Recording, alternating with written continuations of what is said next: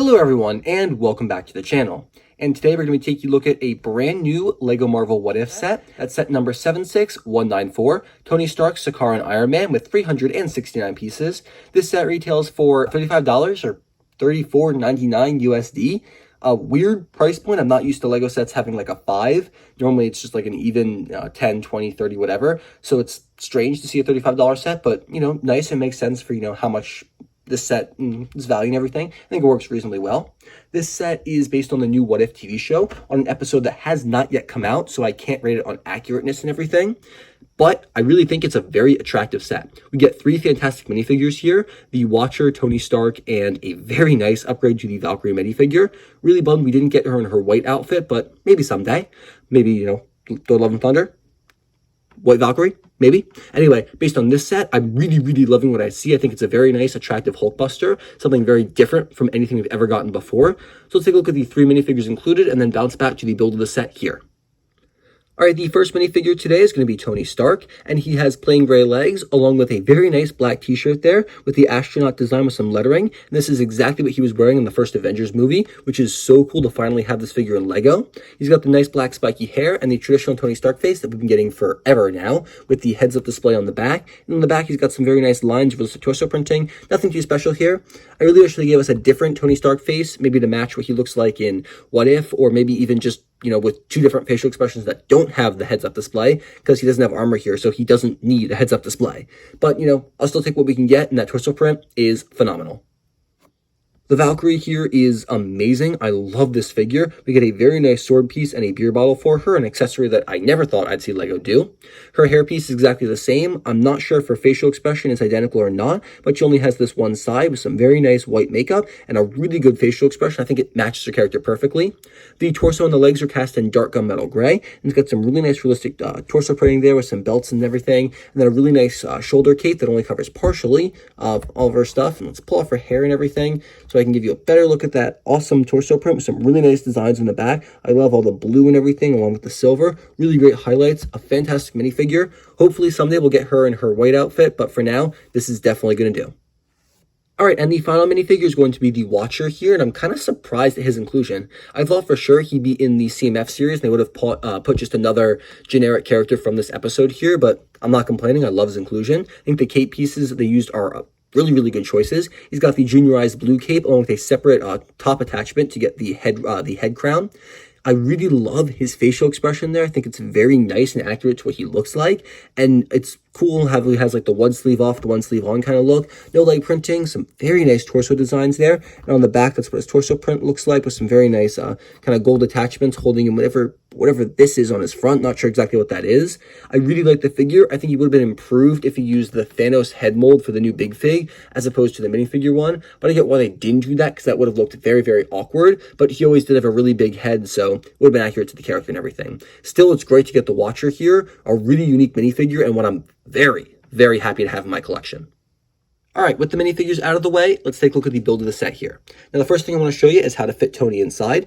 The whole front of the Hulkbuster here kind of folds down, and the helmet comes up, and then there's just 2 studs there, so you just kind of push him back into it, and he, of course, will fall out. But if you do it right, there you go. You can just close all that up and everything. Now, his head does kind of get hidden, but that's okay, because there's actually a control panel, a sticker right there, that'll be exactly at head height for him when you close this all up. Now, I have no idea how accurate this is, but it's a very nice design. I did just break the arm there. There we go. It's a very nice design, and he fits very securely in there, and the gaps and everything are pretty much non-existent. There's just a tiny one right there, but even that is not too bad at all. As far as Hulkbusters go, it's a very nice design. I love the colors, just like the hues of teal and red and orange. They shouldn't work together, but they really do. And I just love how hodgepodge it is. It really is just kind of made out of junk on Sakaar to fight in the Grandmasters tournament. The wrists have full rotation, so you can move them pretty much in any way you want to get those angles. And the shoulders kind of swing around, so you can position this however you want.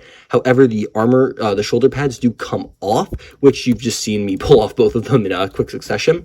The feet are opposable as well. You can swing this forward and backward, and the foot has a lot of maneuverability as well. So you get some really nice poses and everything for the Hulkbuster, though it's a little tricky to balance. There we go. You can get them on one foot. There's a lot of different poses and everything you can do with that.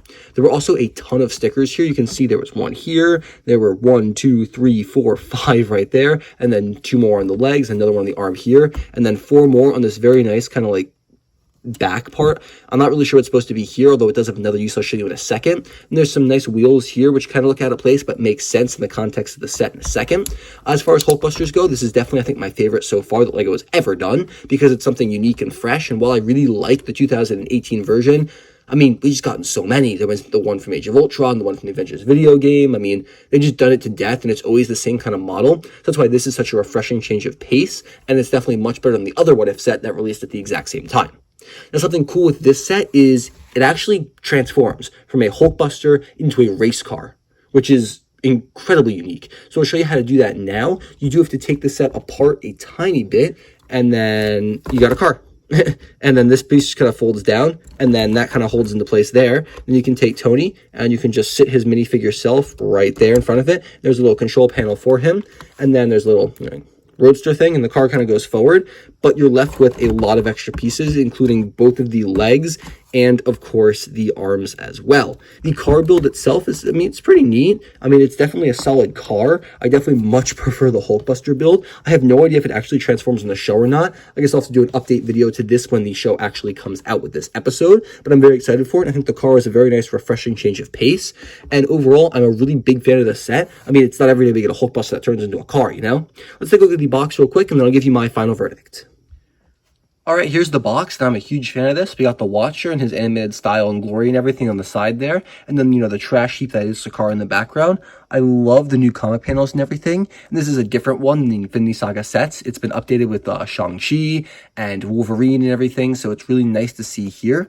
And then, really great. And on the back of the box, we have a picture of rebuild mech into car, and then we have, the car and everything, along with some more trash heaps, and the Watcher's in his Lego form and everything with a shining eye, and some more of that greebling and everything with the What If logo on the bottom. Very nice box. I love the colors and everything. Really pops. Very unique in my opinion.